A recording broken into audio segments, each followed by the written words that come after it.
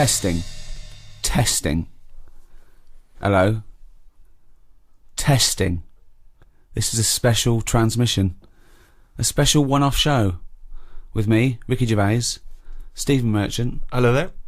And the little bald mank twat that is the shaven monkey known as Karl Pilkington. Alright. Now, Rick, just a quick question, because if people have just stumbled across this, perhaps on the internet or on their TV channel, they're probably going to be a little bit alarmed by what you've said there. You've come straight in with little bald mank twat, and a lot of people don't know who that little bald mank twat is, so maybe you should clarify. Well, I'm Ricky Gervais. You probably know me from such shows as The Office and Extras, cameos in the odd film. My long-term partner, not in that way, Stephen Merchant. Not in that way. Stephen Merchant, yes, I was involved with some of those projects, but I've not been in a film. And we met Karl when we went back to XFM as Conquering Heroes. We were let go when XFM changed hands, and then we did The Office, and then we came back, and we were big shots. No longer did we need to run the desk or press any buttons. So we were assigned, how can I put this, like a stupid lackey. Yes. Proper. Probably the person who was lowest on the rung. I'd have thought so. Station. They said, "Oh, give it to me. No one wants to work Saturdays." The caretaker didn't work Saturdays, so they gave us Karl. And we met Karl, and I was first struck by the roundness of his head. I'll be honest. I thought, this is a bald man, a little round-headed bald freak of a man. He opened his mouth. He spoke funny. Actually, he spoke without opening his mouth. That was the second thing that struck me. He just had this slack-jawed gimpness about him. Words came out. I think they get the idea now, anyway. Was what? Do you feel that was a balanced explanation of your meeting with us, or would you like to offer any extra detail there, Karl? Well, with every meeting, there's a different story, isn't there? The way you sort of looked at me and thought, he's weird. I saw Steve. It was like a triangle. Ricky was looking at me. I was looking at you, thinking that's weird.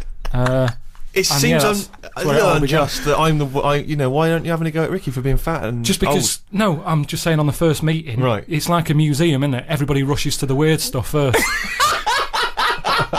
I love the fact that you're putting yourself firmly in that category as well, though. Oh, I love that.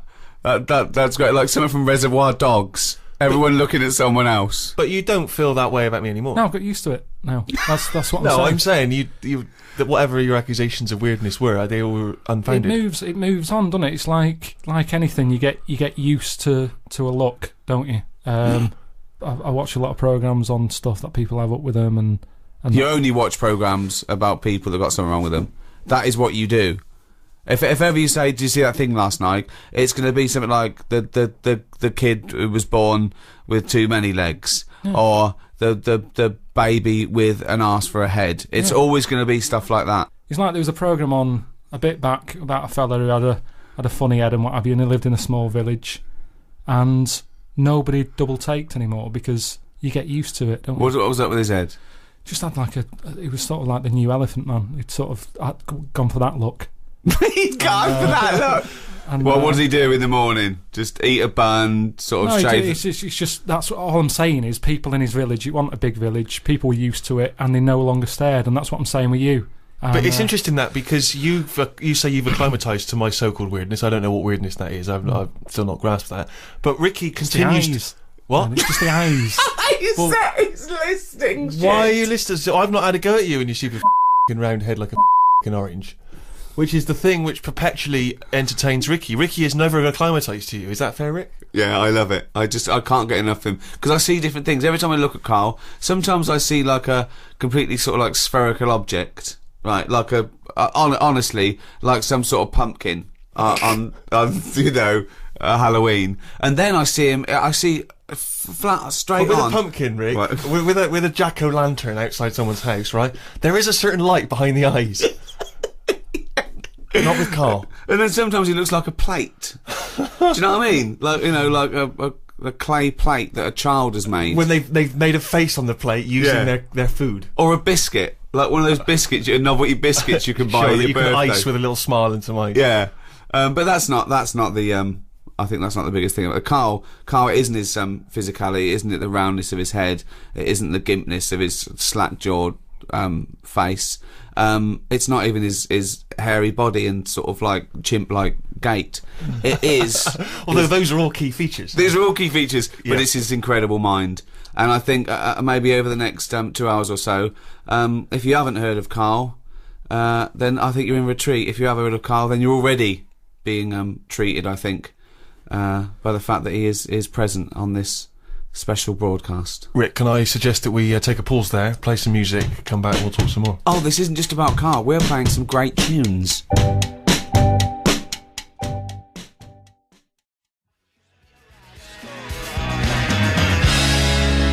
Arctic Monkeys, Fluorescent Adolescent. Talking of monkeys, we're here with Karl Pilkington. I say we. I'm Ricky Gervais. With me, Stephen Merchant. Hello. Doing a special one-off broadcast. Now, it's special in the sense that I don't know why it's special. I started that sentence. I had no. I had no backup. It's not particularly special. We've done this thousands of times. Well, it's special in the sense we got the old team back together. Exactly. It's special in a sense that it is a one-off. Yeah. That's why it's a special one-off. It's special in the sense that it is a one-off. I know it's special for me because I'm giving up a time, about 3 or 4 hours of my time for no money and no personal gain. So well, it's a special treat you for say me that. Now, Sammy Jacob, right, is the guy that founded XFM and gave me and Steve our break in entertainment or whatever, comedy. I remember also on the second day, he said, when are you two going to do some work before I fire? Yes. Which was... I vowed that no one would ever say that again. Yeah. And so he called me out of the blue and said, we're launching NME Radio. I thought, that's a good project, I'm a fan of the genre. Right, will you do a special show? Right, I called Steve. Steve went, well. I called Karl and he went, definitely not. And so I had to persuade these two miserable bastards to do this show. Karl, why didn't you want to do this? As a favour, I said to Karl, let's do it. Let's do one. There was 2 reasons I wanted to do this. One, we'd stop the podcast. Yeah. Karl, we charged for the podcast because you'd left work, and we did very, very well with that. And I thought, I want to give something back to the fans. Okay, that's one thing. Okay, right. 2, I want to do Sammy a favour. Why not? Okay, well, that's fair. That's your opinion. Yeah, but you, yes. But what you can't do when you're doing someone a favour, you can't go, yeah, Steve and Karl feel the same about it. Yeah, of course I'll do it, Sammy. Well, of course Karl will do you a favour, the man you've never met and you've never done a favour for yourself. Of course he'll do it. Well, hold on. Steve didn't want to do it either. He was busy. He works on 6 Music, so he was worried about that. He shouldn't really be doing it. I shouldn't really be doing this, and I'll tell you this, if you do love great new music and lively chat, then 6 Music Sunday afternoons is a great place to be with the Steve Merchant Show. I agree. There's enough for everyone to go round. Yeah. Enjoy that, enjoy this. Yeah. But Steve does it a favour to me. I said, Steve, all right, mate, you've done me enough favours. Yeah. Yes, I will, okay? You didn't fall for that. I said, as a favour to me. No, he didn't. I even started an internet campaign to put in the poster up saying, Karl, do some work, you little lazy bastard. After a month, he was begging me to stop it. I wasn't begging you, it was just a bit stupid. You were really annoyed. Yeah, what I like, though, it's interesting because you're a busy man, Rick, and I know you've been heavily involved with lots of projects.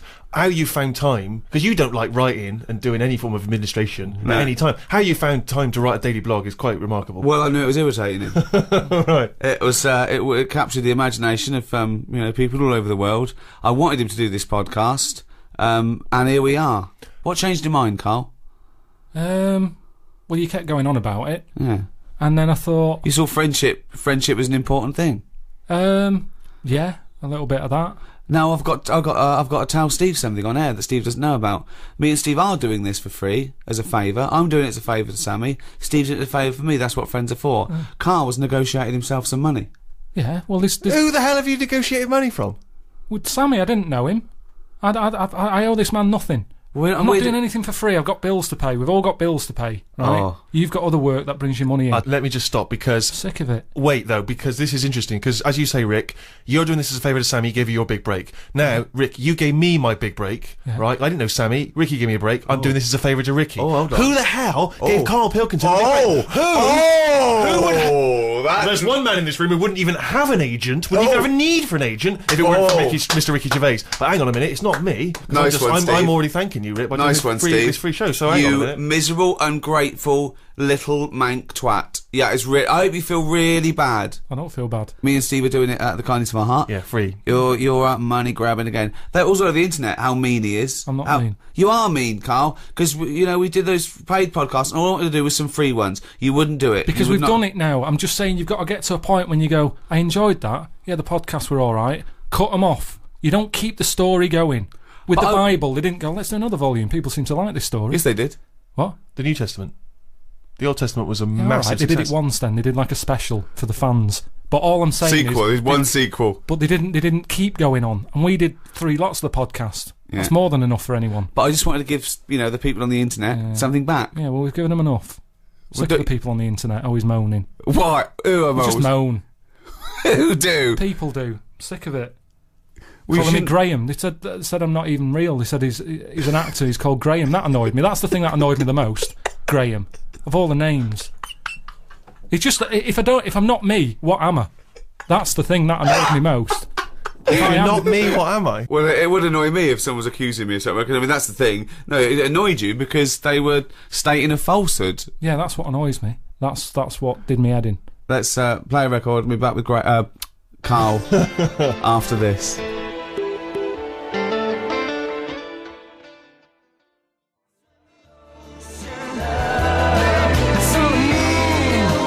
Richard Ashcroft, check the meaning. He's from your neck of the woods, isn't he? Wigan. Yeah, we were just discussing The fact how miserable and mean Carl is. He won't do anyone a favour. Do favours. I shifted your telly. Oh, hold on. He shifted my telly. I gave him a television. I gave him a bed. He went, I shifted your bed. No, I gave you a bed. That's how he couches things. I cashed that bloody cheque you wrote to me. Unbelievable. Who's the last person you did a favour for where you weren't expecting something in return? I'm always treating people. I've told you, if I have a good day, at the end of it, I'll go, do you know what? I'll treat them. Treat who? It might be a homeless fella. It might be some charity. I'm sick, honestly, the amount of money I give away It to might be I a don't like chatting girlfriend about it. who got a lovely new camera for Christmas, still wrapped up from when it was given to you as a leaving present. So... All this stuff about you're doing so much for charity. You honestly tell me you think you're walking along, you're whistling. Oh, I've had a great day, me. Hey, you never have a great day. No, I've never seen you have a great day. It doesn't matter what. It's unbelievable. You're whinging all the time, miserable. Yeah. Nothing impresses you, nothing at all. The best I've ever heard you was alright. That. Well, tell us about the last time you had a great day. What was the last great day you had where you thought, oh, I must end this by giving some money to a homeless fella? I mean, yeah, I don't have a great day. but what I mean is, a day when I go, do you know what? I'm quite content. That's amazing. It's a long way from a good day. That is the equivalent of him skipping along. No, every night before I nod off, I lie there and I think, what sort of a day have I had? And I'll go through it and I'll go, yeah, that was all right. How boring is that? No, it's good. You've got to do that. Otherwise, what was the point of the day? If you're never going to look back on it and go, what have I done? Yeah, that was all right. What's the point of it happening? But how often do you go, wow, I've really achieved a lot today? Because I remember one day at random, you told us you'd been to the cobblers and back. I didn't even know cobblers still existed. Yeah, that was a 24-hour period we were talking about there. You kept a diary. It mainly consisted of had a chip butty in a cafe with Suzanne. And then you talk about an old woman you saw. No, that was your day. I've made it a thing that I do now, that I like to learn something every day. And then Go on, what have you learned today? Well, I haven't done anything yet. Brilliant. But what I'm saying What is... did you learn yesterday? I've learned you're not a generous man. You're a mean bastard. You don't repay your And that's friends. coming from Steve Merchant. I'm just saying, as long as... I always think if you've learnt something, then the day's not been wasted. Well, what have you learned yesterday? What have you learned yesterday? It was the... What's it? Something you told me about the monkey arm. Right, yeah. There's scientists have done the first brain robot interface. They've put like 100 electrodes on the part of the cortex that is for your motor system, and they put it on a monkey's brain, and through the power of thought, he learned how to use a robot arm. Wow. So just by thought, just like you do your own arm, Yep. you know, and it took him a few days, not years. In a few days, this monkey was making this robot arm pick up grapes and put it in his own mouth through the power of thought. Right? Carl went, did he have his own arms? I went, yeah. He went, well, he's lazy then. Don't you think it's a bit wasted on a chimp? One, what's it doing? All they ever do is eat or chuck shit about. So why give them a decent new robotic arm? Well, who are you going to give it to? I just mean give it to something that is going to get more use out of it. What, a giraffe? No, something more. If they could link that up to a worm, I'd go, that's good. Well, how could a worm think to use a robot arm? Listen to me. They can't think. Hang on, I'd like to know. I'd like to know how this tiny How do you know? How do you know? What I'm saying is, a worm's never had an arm. You're a maniac. Think what you're saying. You wish a worm had an arm for a day. No, all I'm saying is, if we're going to faff about here and get animals giving them extra arms, They weren't giving a monkey an extra arm. They were testing this theory that they could make the first computer-brain interface. The thought went from the brain through a computer and made this arm work. That's incredible. The upshots are you can really have bionic arms. You could have amputees having perfectly working dexterous limbs. And your response to that is? Give it to a worm. I'd just say I'd be more. I'd sort of be fascinated about seeing it more. If they said, look at what the worm wants to do with an arm if it had one. I honestly don't know how your brain works. I think we should give it to you and see what you do with the arm. What? I tell you what. How could a worm have an arm, Carl? It wouldn't have an arm. The monkey didn't have an arm. It was a robot arm that they'd set up. Right. Let me explain it like this. I wish they'd have picked something else. Maybe not a worm, but they always seem to do the tests on the wrong animals. No, they do it on the closest thing to the human being they can. I'll tell you what I read. You know, I say I like to learn something every day and what have you. Yeah. A few weeks ago, it was about our worm. They've given it anti-aging cream. Right. When have you ever seen an old worm? How do we know if it's any good? I could not tell you the age of a worm. I've seen loads of them. Give it a tortoise. Play a record.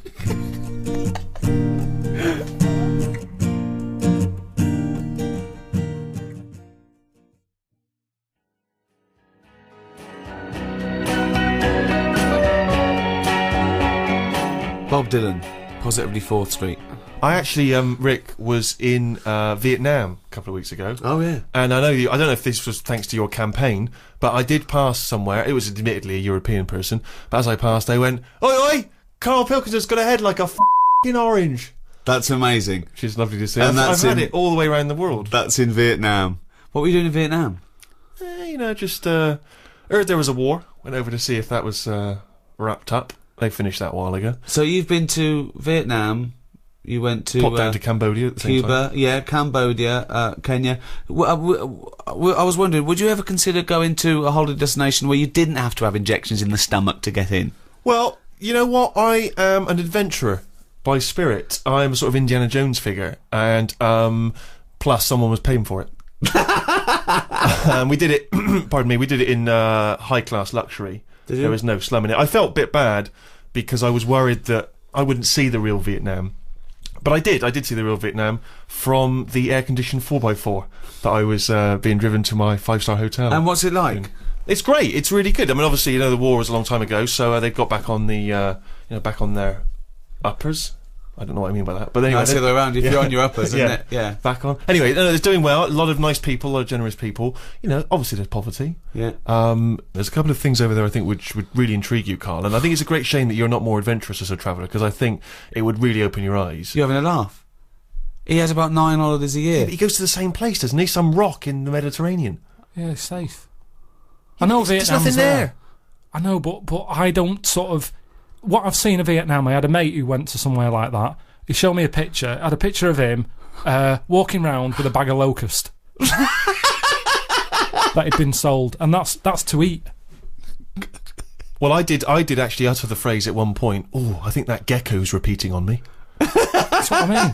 So, I mean, I am quite exotic. I don't mind. I tell you what I didn't do, though, and I think I would fascinated to have seen you down there. There's a place in Vietnam, just outside of Hanoi, called Snake Village. Right, and it is a long, long tradition in Vietnamese culture of eating snakes. In fact, one of the tourists even said, one of the guides actually said, "We will eat anything," and they eat snakes over there. And I'm not just talking about tiny little ones. I mean proper, great big mammoth snakes. Sometimes even king cobras, which I think may even be endangered in some parts of the world. And anyway, in Snake Village, you go over there. I didn't go because I was just a bit too squeamish. You sit down, They bring a great big snake. You choose it like you would a lobster. They bring you that snake. They sort of give it a bit of a demonstration. Then they slit it open in front of you. That's disgusting. The blood dribbles into a cup, and then if you're the guest of honour, they take the still beating heart and they make you drink it from a glass. Yeah, you see, That's disgusting. I've never fancied that. No. I've never sort of thought, you know what? I just think it's not holiday, that. It's like endurance. I don't... I'm not suggesting that you would enjoy that. I'm saying that there are many of these interesting, exotic worlds out there. You just stay closeted in your tiny little world and whinge about everyone else. Oh, and this and that. You've got no real empathy. I mean, I went to some extraordinary places in Vietnam. There's quite a lot of floating villages. Yeah. Villages that are actually floating on the water where the fishermen Well, he's live. had trouble with his boiler. There was a big leak in your flat, wasn't there? But that's fine, looking at stuff like that. All I'm saying is, when it comes to the point when I'm getting hungry, don't be serving me a snake's head. I'd love to see a little floating village. But why is it every restaurant you go in, they go, do you want some crispy ant? Sea urchins?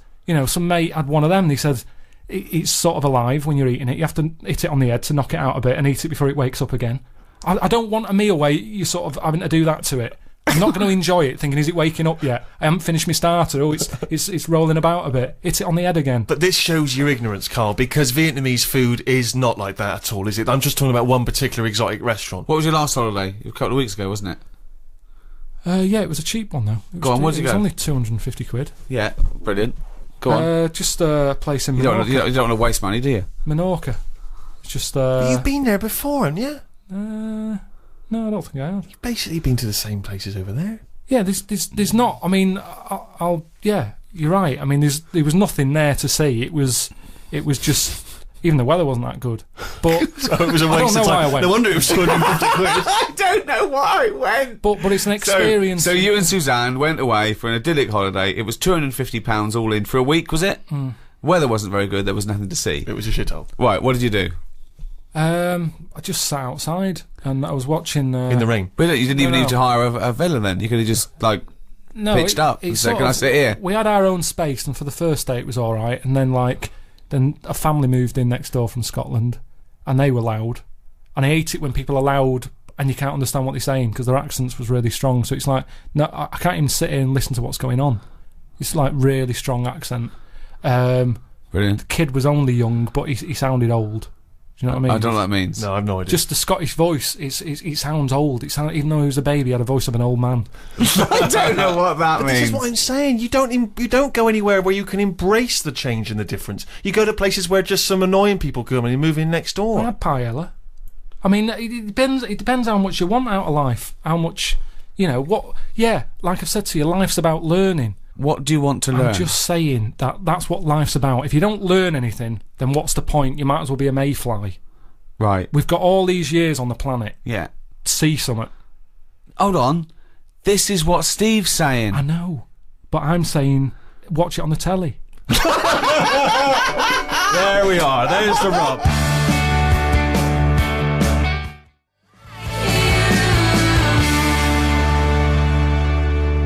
Rilo Kiley. Portions for foxes. If you love good music, by the way, you should tune into Six Music on Sunday afternoons, the Steve Show. Well, at the moment you're listening to NME Radio. Well, yeah, but you can listen to that on NMEradio.com or on your telly, on the internet, everywhere around the world. NME, probably along with Rolling Stone, one of the most famous, most respected music. Well, yeah, but you can carry on reading. You can carry on reading Rolling Stone magazine after you're about 16 years of age. Have you read the NME? Well, not for a while. The letters pages. People complaining about the haircut of the bloke from the Kaiser Chiefs. It's not a pressing concern. Move on. That's the problem, isn't it? That's me with music. I like to sing along to a track, but I doubt that. I do. Well, Go on. No, I sort of hum. Go on then. What's the last track you hummed along to? What's your shower song? People supposedly have a shower song they sing in the shower. What's yours? Oh, well, with my boiler being broke, it's got to be a short one. How's that going? People won't believe it. See, that's the other thing that people think, I've been moaning about the boiler since, about 2006? Yeah. I've had it fixed loads of times. Still the fault now. Every summer, it's come round again, the hot weather. It's not working. Get a new boiler. I can't get a new one. People keep saying get a new one. I can't get a new one because Why? no one will fit one in the cupboard that it's in. What, you can't find a single boiler in the world? No, what they said was British Gas said they can't touch it because it's dangerous. That's good. I got in a dodgy fella to try and sort it, and he said, "Oh, I don't want to take that on. It seems too dangerous." He said, "Have you got an alarm in here?" I said, "What do you mean?" He said, "It lets out gases. Make sure you have a thing because this is old boiler. I'm not messing with it." So immediately you went out and got that seen to. No, I've got an alarm now. Have you? Yeah, What, you're it's fine. genuinely telling me there is no one anywhere who can take this boiler out? What only they got to do, they just got to blow up the house, No, have they? what they said was, they said we can put one in your lounge for you. Because they said you've got to knock a wall down, all this. It's not worth it. It's not worth it. What do you got to knock a wall down? They said knock a wall down to put up a new boiler. And I don't want to start knocking walls down just for the sake of hot water. It's not worth it. Put the kettle on. I can't be bothered. So yeah, it is still ongoing. You ain't got to wash his hair, so. No, that's true. So yeah, I don't really have a shower song. But yeah, music's all right. I just don't want to know everything about Music's it. It's like, all right. No, it's good. It's one of the seven wonders of the world. I know it is. Yeah, it's good. It's beyond. I can't describe. I couldn't try to describe how amazing music is. Yeah, I know. Not the shit we've been playing. No, I'm just. But I mean, I'm just good saying. music, classical Vaughan music. Williams and Beethoven. The music affects the brain in extraordinary ways. People with, sleeping sickness who are otherwise almost in a vegetative state hear music, they can suddenly can come awake, they can sometimes even dance. I was watching a documentary the other night about people with, Tourette's syndrome, where it affects, the body and different they have spasms and twitches, but when they're drumming, all those spasms and twitches go away. Other people who've got the IQ of children, and yet they can play classical pieces, they can improvise in an extraordinary jazz way. It's a remarkable thing. Music It works does on a subconscious something. No, level. it does. Yeah, there's an Elvis song that my hairs always go up on my back every time I hear it. I don't know why. Every time I hear Well, it. I know why, because there's none on your head. But you've worked in music, you've worked around music for years, and not once has it improved your IQ. No, I like. Do you know the biggest problem, Steve? I don't want to moan. You do. You can't get away from noise these days, and that's the problem. I think that's music's almost got too important now. People can't think, and that's the problem with music. There's always noise. You can't get away from it, and I can't concentrate. If there's any sort of noise, I can't concentrate. My brain's going, "What's the noise?" And my ears are going, "I don't know. Go and have a look." And I love the fact that your brain's talking to your ears. it's all connected. The irony is, I genuinely think that conversation is going on I in know, Carl's head. and I think the ears are slightly cleverer than his brain. No, they all kick in, don't they? I'm sat there, my brain's working. Go I might on. be writing something, I might be doing that book, I'm thinking my brain's going, right, yeah, it's working. And then a noise happens outside. My ears go, what's that? My eyes go, well, I'll have a look. Brain goes, yeah, go on then. Suddenly, they're not even thinking about the book. All the senses. No. It's you! No, but There's no conversation between ears and this eyes is and where it's brains. interesting. He's This is- read the numbskulls. Do you remember that as a kid? Lots of little people inside a person's brain making it work. Herman's head for American. Turning a wheel to I've move said to you though, well, how do you know which one's in charge? Because my brain was quite happy doing that book, but my ears got bored. Make a note of that, someone. If you're listening, make a note of that. My brain was quite happy working on the book, but my ears got bored. No, the way I see it is your brain is like the adult. The Your what? The adult. Oh, I in thought you. you said addled. And your ears and your eyes are like the kids, and they get bored quicker. And the brain's Carl, quite happy. This doesn't work at all as a metaphor on any level, biologically, philosophically. It does. No, it doesn't. It doesn't work at all. It does, because your brain does the thinking. Now, if I have earplugs in, Yeah. my brain can think better without the ears. Yes, because there's nothing to put it off. It's concentrating. That's a distraction. Yeah, so that's what I'm saying. Your ears are just receptacles. Hear him, mate. Yes. Hear him, Go on. mate. So if your ears can't do their job, it's like a well-behaved kid. It sits there. It's quite happy. It's not interested in what's going on around it. Take the earplugs out, they go mental. What's that noise? What noise? Go and have a look. Eyes, go and have a look. I don't know what you're talking about. This is the ramblings of a maniac. Can you tell your brain to tell your mouth to talk some sense? Well, which order would you say it works in? Well, it's all working at the same time, isn't it? No, but your brain's at the beginning of the. If it was a circuit, your brain's at the beginning. No, necessarily. Not with hearing something. Your ears come first, but they're passive. Your ears are merely receptacles for sound, right? They're a conduit to the brain. So hearing is only thought. Hearing isn't the airwaves hitting your eardrum. You can't block it out. No, what I'm saying is that's a passive thing. Your fingers, when it touches something, it's your brain that develops that information. Your fingers aren't going, oh, I recognise that, it's a piece of cheese. It just touches it and your brain recognises it. It's all done in the brain. No, not convinced?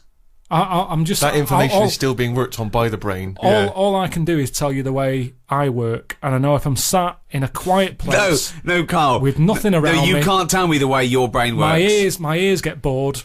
That makes no sense at all. I'm telling you, if I'm in a quiet place, my brain is happier. It can focus on what it's doing. The ears almost go, there's naught to hear here, call it a day. The eyes, no, they don't. My eyes are going, well, there's naught to see outside. Just chill out.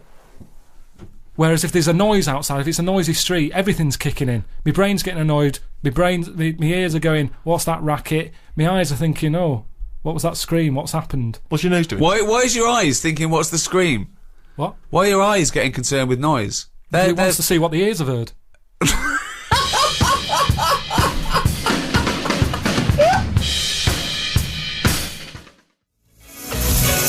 Cure, Lullaby on NME Radio. With me, Ricky Gervais, Stephen Merchant. Hello. And Karl Pilkington. All right. Now,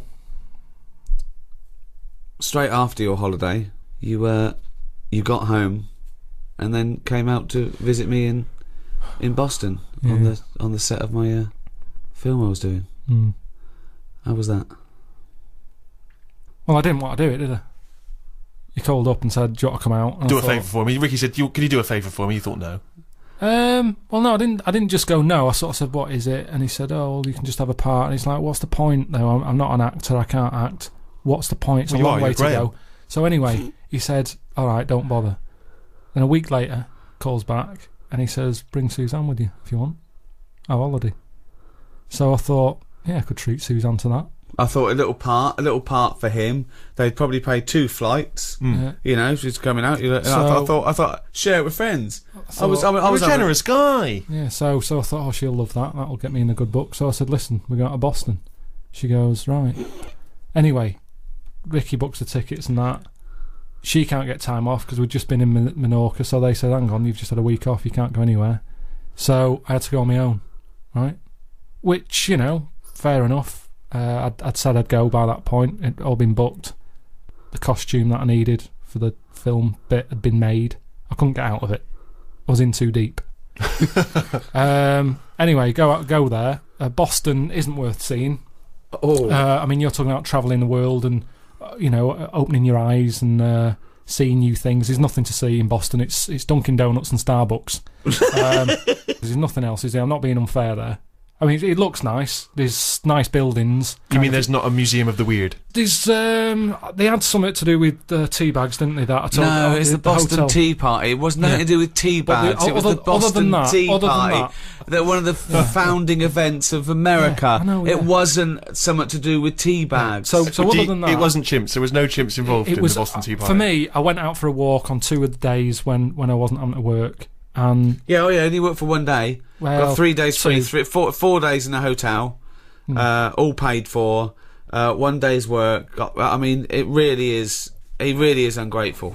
So anyway, Steve, I dressed up as a caveman in some old animal stuff, which you thought, well, this was for the film, was it? This wasn't just your natural. Yeah.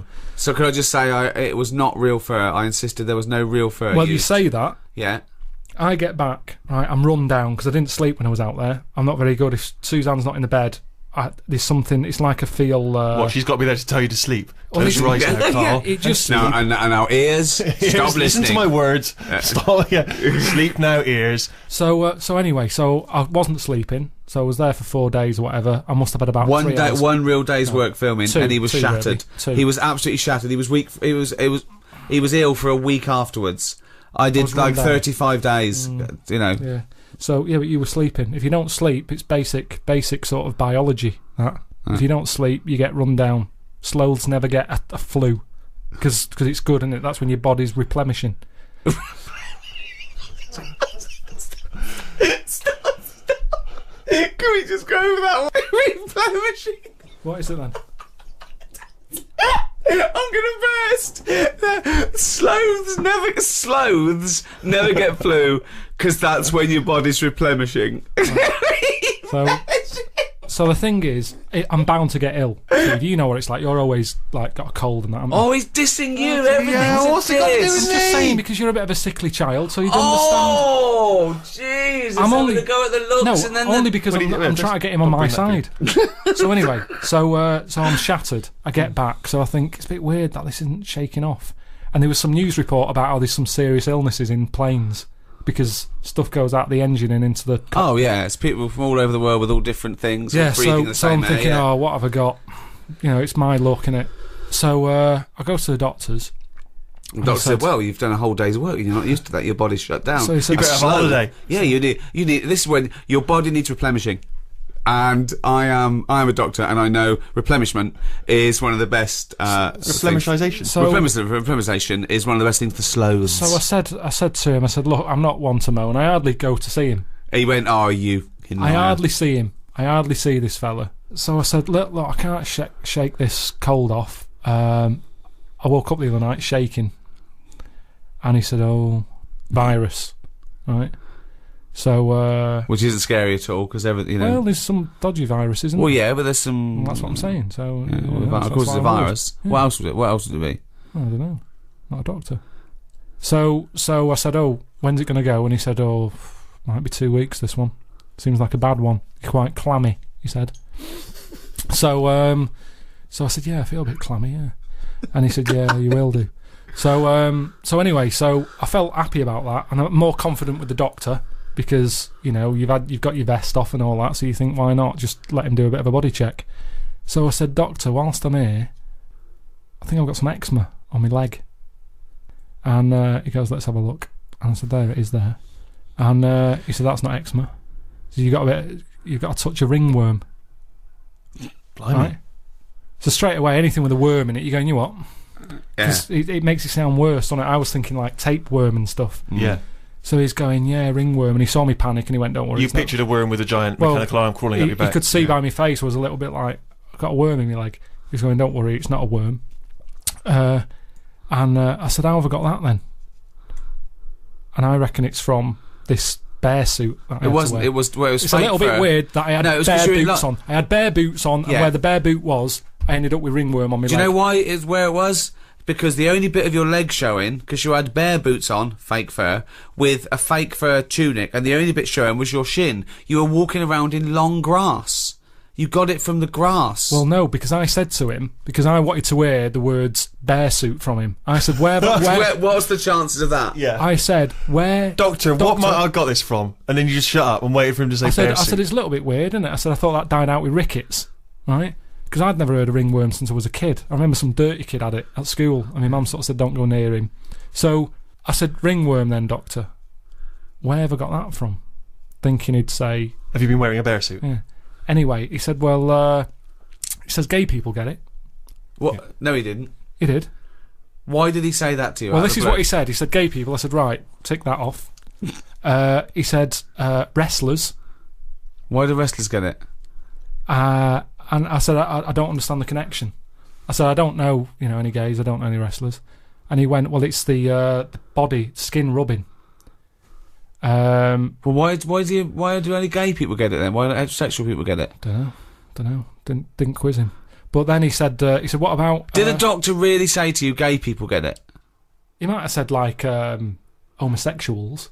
Does this doctor operate from a park bench somewhere? Sorry, does he have a lot of carrier bags with him? Why would his first thing be ringworm? Gay people get it. So yeah, I said not gay. I said I don't know any wrestlers. That's a fact. And then he said, have you stroked any bald pets? Any bald pets? Bald. He said, have you stroked anything with hair missing? Bald. Just yourself? And I said, I can't remember. And I couldn't be bothered. Sorry, were these all euphemisms? Like, wrestlers get it. Wink. Do they? Yeah. You stroked the little bald hairless thing. No, doctor. Okay, gay people get it. Look. Are you gay? Are you gay? I'm gay. I'm gay. I want to stroke someone bald.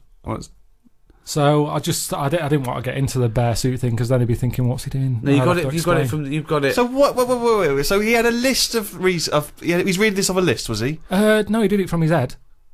He knew it already. He didn't have to look at a form or anything. He went ringworm. He's obviously had a few people in there who have had it, and they've gone, ringworm? That's a bit of weird.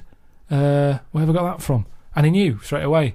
So he's had 3 people in there with ringworm. Popular. One of them was a wrestler, one of them had a shaved dog, and one of them was a homosexualist.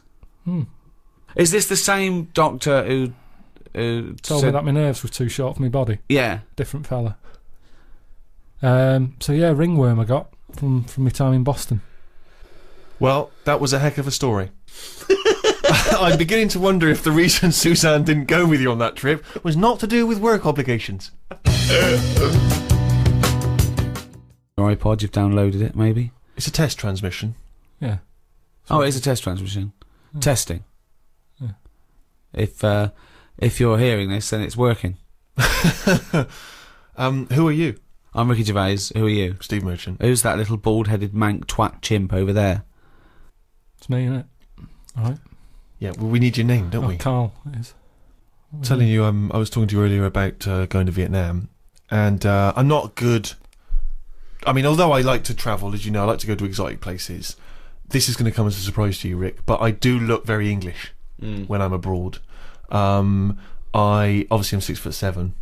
I'm quite pasty and white, and I find it very hard to blend in with, say, Vietnamese people. Sure. But this time I thought I'd embrace this, and I've brought you something as to show you. It's not really going to be very helpful on the NME radio, but I decided to wear a hat. I thought I'd buy a hat and wear a hat. And I thought that I bought this last minute as I was just before I got on the plane. I was doing some shopping. I thought I need to, because you can think it'd be something like from a Graham Greene novel, right? Exactly. They'd go they call him the Englishman. Exactly. He's the wisest, and exactly. Yeah, exactly. So I thought, because you can kind of reinvent yourself when you're abroad in some way, can't you?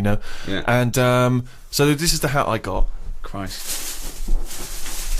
Maybe you should look away for a second. I'll put it on, and then you can. Now, bear in mind, it is a bit battered because it's been in bags and stuff. Sure.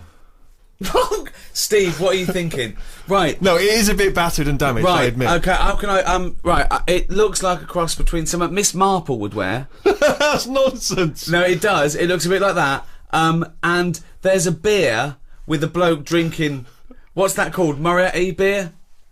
I think you're thinking of the Hofmeister bear. No, I'm not.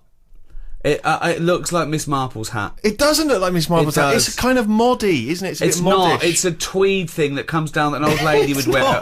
Tweed. It was a librarian lady would wear in the 1930s. It's not tweed. I have never seen it. That you didn't really buy that, did you, to wear? I did. No, you didn't. Yes, I did. Right. Can I take a picture of this and I'll put it on my website? Right, I am now taping this on a camcorder. I will put this up on rickygervais.com. I disagree. I think this genuinely looks good. I think it makes me look a bit like, say, Tom Waits or Farmer Barlow. The point is this, right? I'm wearing the hat, I'm looking good, okay? But people, obviously, they can sense that I'm a moneyed tourist. They can see how good I look, and they know I got a little bit of money in my pocket. I can afford to buy hats, and everything. So obviously I'm always a target for people trying to get money from me, stuff like that, which is always a hassle, isn't it? And I find it very difficult tipping when I'm abroad. I don't really understand what the rules are with tipping, and that's a big anxiety for me. And also I have problems with the conversion, because obviously when you go abroad. So the Vietnamese dong. Come on, there's nothing funny about that. That's just what it's called, right? For $63 US, you can get 1 million dong. Right? That's a lot of dong. So I'm packing like a huge dong. I got 2 million dong, in me money belt under my shirt. Right? Yeah, so look at this image, right? You were wearing that hat and a bum bag. Yes, but I don't have a bum bag. I have a money belt that I wear underneath the t-shirt. Right. So as not to see, so people don't think I've got any money on me. And if I get mugged, I can just go, I haven't got any money on me. Because they would never think to look underneath the shirt and see the money belt, right? Well, that's still out of reach, isn't it, over there? Yeah, and they are actually looking up your t-shirt. Well, it's funny you should say that, right? Because I went to a market at one point just to look at the things that were for sale there. There's lots of eels and lots of fish, lots of other interesting items, right? So I'm looking at the market, I'm taking some photos, and I noticed this, I hear this kind of murmur right, that's going around the market, and then I start to see them, all the people in the market, sort of pointing, right, and staring and talking at something, right? So I'm looking around, trying to figure out what it is, right? And I realise they're looking and pointing at me. I genuinely swear to God, right? So they start, and then... Did they think one of the big eels had escaped? Well, they started laughing. Oh, no. They started openly pointing and laughing. One of them, right, started... Like, I think he was a postman. He looked like he might be a Vietnamese postman. I don't know why that should make any difference. But he started doing a sort of lumbering, sort of Frankenstein walk. And pointing at me, right? A whole section of them just started cackling with laughter. And then at one point, a woman in one of those sort of Vietnamese lampshade hats, right? She runs up behind me and she attaches to my back a sort of kick me thing that you would have attached to some nerd at school's back, right? She actually put something like that on my back. I don't realise initially, so they're just chortling. They are weeping by now, and I'm talking like the whole market is in hysterics. And old ladies are coming up to me and just, you know, comparing their heights and then giggling. And then I'm sort of trying to get this thing off my back, so I look like a dog, you know, chasing its tail. And I just realised that this entire marketplace was just openly laughing at me. And what angered me, Rick, was that I've spent a lot of time in this country, in the UK, right, building up a career, right, so that people don't laugh at me, right? They respect me. They see me as a man of great accomplishments and achievements. Yeah. I go to another country where with that hat. Exactly. Walking around with those glasses with a little money belt on, maybe sandals with socks because I got a foot infection. And it turns out that they're just laughing at me, just openly mocking and laughing at me, right? So I just genuinely, I got upset and I got You threw down your cagoule, left your clogs behind, and got on the first plane back. I hopped in a rickshaw straight back to the hotel where they do not laugh at me openly. But anyway, just to return to the dong issue, right? This was what worried me, was that obviously you got a tip. So we had a driver for a few days, right? And you got to leave him a tip. And I never feel a bit awkward. When do you give him the tip and everything? How does it work? And so I didn't know how much it should be. And I was thinking, well, you know, it's a poor country. I've had a driver a couple of days. You know, I haven't paid for the driver, so I give him like $20, right? Which is like 10 quid. You know, I'm thinking that seems like a good tip. I get in there. I read in the guidebook. I should have only given him $2. I give him 20. That's well, now, because you don't want to upset the precious equilibrium. You don't want to upset the financial equilibrium because he might have gone berserk. Yeah. I mean, that's $20 is a lot to him. He might have left his family, you know, bought a different, you know, corrugated iron shack somewhere what if else. He turned up with a hat like yours and said, exactly, we're mates now, aren't we? We're mates now. Let's go back to England. Let's pick up some ladies. So I was a bit worried. So I was thinking of asking for the money, you know, for some change, but I didn't think that was appropriate. So, but then I was worried because then I was thinking, what if all the other drivers within his organisation find out that I've given him like $20? They're all going to be expecting a big tip. Yeah. So that was a big worry. But more than that, we'd also had a guide with us, so he was bound to find out how that thing is. Right now, I didn't have any dollars left, and I thought, well, I've given that guy 20. I got to give the guide who's been talking English to us, showing us around, helping us out. I got to give him 50. even more. Right, I ended up giving him $1 million dong. And how much is that? $63. I tipped someone $1 million. So he's a millionaire now. Yeah, I made someone a millionaire through my generosity. Well, so did I. He's sitting over there. That's absolutely But right. he doesn't want to give anything back. So I know how you feel, mate. Old man, look at my life. Neil Young, old man. Karl. Now, you know, traditionally at the zoo, they have to dart a dangerous animal, a lion or a gorilla or whatever. What? They have to dart it. Oh yeah. Right, Yeah. to take blood samples and check its health and stuff. So it's very stressful for the animal and quite dangerous to give it an anaesthetic like that. So what they've started doing now, there's a bug, right, like a type of beetle, and it's a bloodsucker. It's a little vampire bug. Okay, it's about 3 centimeters long. What they do is they tie a piece of string around it. They let it go into the cage on the chimp. It sucks the chimp's blood without the chimp even knowing. They pull it back, and they take the blood sample from it. They've taught it to do that. Well, they're not taught it to do anything. That's its nature. You put it near a warm-blooded mammal, it will suck its blood. So they've just tied a string to it so they can get it back. And how often does it have to do that a day? Well, I don't know. Why are these the important questions? Just because, isn't that incredible that they've got this amazing symbiotic relationship with a bug? Because that's is it the same one? Say if there's 8 chimps. Oh, jeez. Carl, listen to me. No, let him. I want to. I'm just saying, if there's 8 chimps in there, Yeah. 1 beetle. Yeah. By about number 5, that's going to be sick of eating. Well, then they probably have different beetles, and they let it. And Carl, I don't know why this is the. I'll tell you why it annoys the me, avenue because of questioning. it annoys him. the other concern is that beetle. It might be enjoying, getting the blood and what have you. What happens if one of them's got AIDS? What, one of the chimps? That's where it came from. So say if there's Well, then they know, and they say, "Oh, this chimp's got AIDS. Let's." And what about the beetle? What, you're saying? You're worried that the beetle will contract AIDS? Well, I don't know if that's how it works, but all I'm saying is, you get a dirty chimp in there. It's got a touch of that, and the beetle gets it. And all I'm saying is, it seems a bit unfair. What are you worried about the beetle working hard? It's eating what it likes. This is the same as getting in foreigners to make cheap trainers. To me, they let the beetle do what it wants. I mean, how long do they live? I read the other day about some elephant beetle. They get about 4 months. Right. What do you think of this? Right, this elephant beetle in the paper the other day. Yeah. About the size of a gerbil. Right. Massive. Odd looking thing. Mm. The bigger, the uglier it is. Why are you looking at me? No. In a way, that is the way it works, isn't it? I think size is a big deal, isn't it? In a way, because this is interesting. Well, we better being smaller, aren't we? Well, it depends. What do you mean? Well, no. If you're afloat in the Atlantic Ocean and it's 4 degrees centigrade, it'd be better to be fat. I didn't really mean like that. I just meant in terms of, like, Steve. I've mentioned he's taller than us. Yeah. He's always ill. Well, that's nothing to do with his height. I just think bigger people, it's like that Zhang Lung or whatever, the world's tallest man. He's always sneezing and that. He's always got something up with him because he's not meant to be that big. Small fellas, you never see a midget in a doctor's waiting room. They never get ill, do they? You never see one getting run over because they're too small, so you don't hit them. So it's. I think size. If you're too big, you never see a midget in a doctor's waiting room. So maybe they're there. No, they're not. They're not. So what I'm saying to you is, this beetle that's massive, size of a gerbil. Yeah, but it's still. But a gerbil's small. What do you mean? No, this is a big one. This beetle is massive. It lives 4 months. Lives 4 months. Been found in a banana crate. Right. Right. It's over here.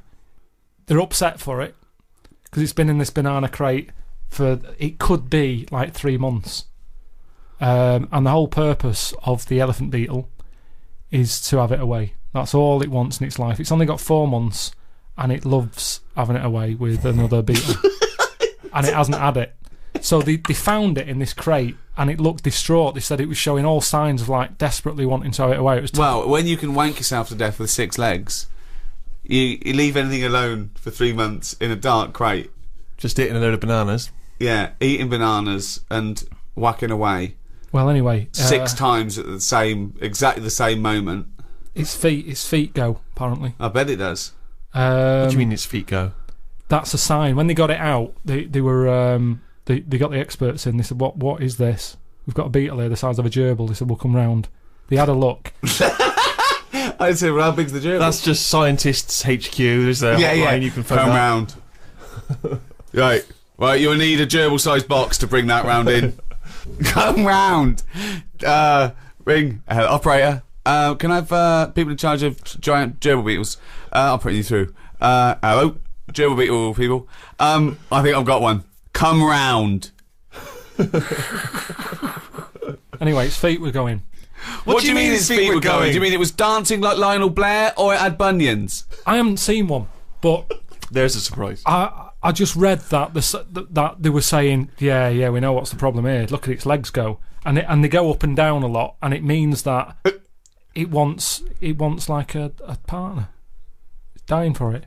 And they were saying they only live 4 months, and it looks about 3.5 months old, this one. How could they tell that? The problem is they haven't got any of these beetles here. Right.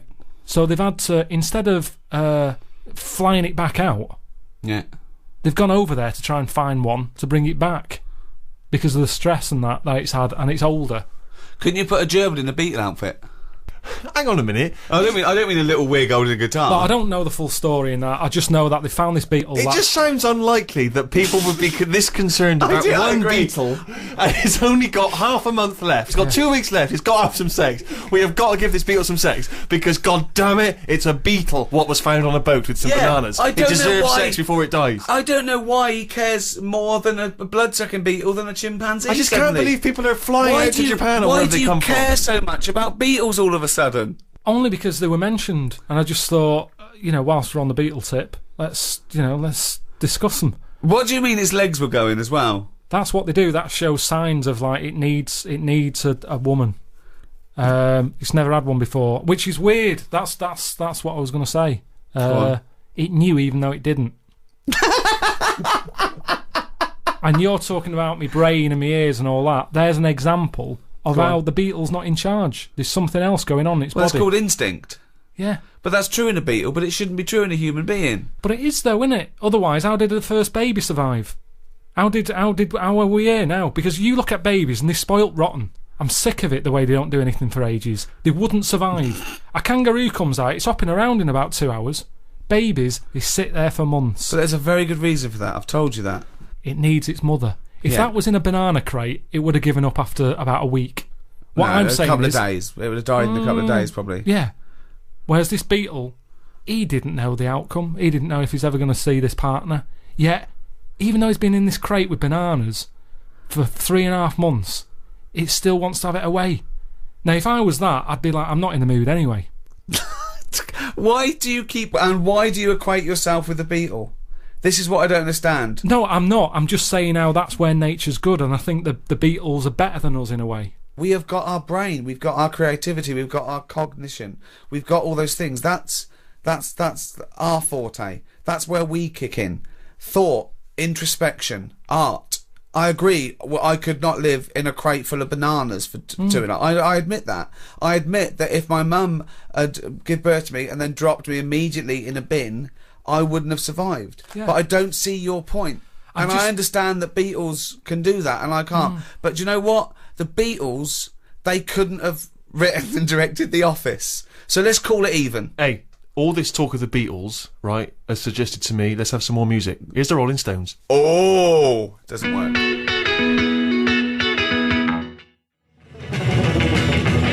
Well, that's about it. This is the test transmission for the NME radio. I've enjoyed it. I think Steve's had a blast. He's got his hat on. Yeah, I'm as happy as Larry, mate. Just pleased that I've done it all for free. Yeah. Whereas Karl will be cashing a sweet check. I know. It looked like looking after number one after all we've done for him. I didn't even realise there was an opportunity to ask for money because I understood it to be a favour. So it didn't even occur to me to get my agent. Always ask.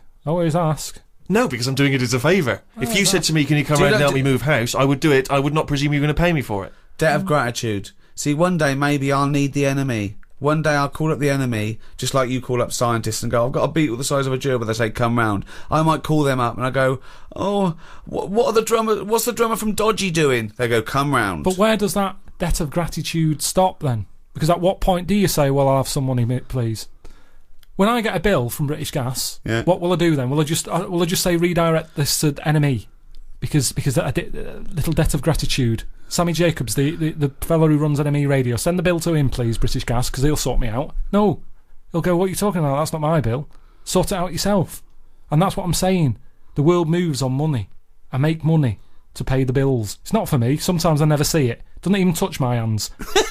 It goes in the bank, out the other way. Doesn't even stop. There's always people taking money off me for this, that and the other. And I'm not moaning about that. But all I'm saying is... I know this and that costs you money, but why are you paying for the other? Business, innit? Alan Sugar, he'd say you're mad, you two. He'd say you're stupid. What are you working for free? What is this? Charity? Well, it isn't.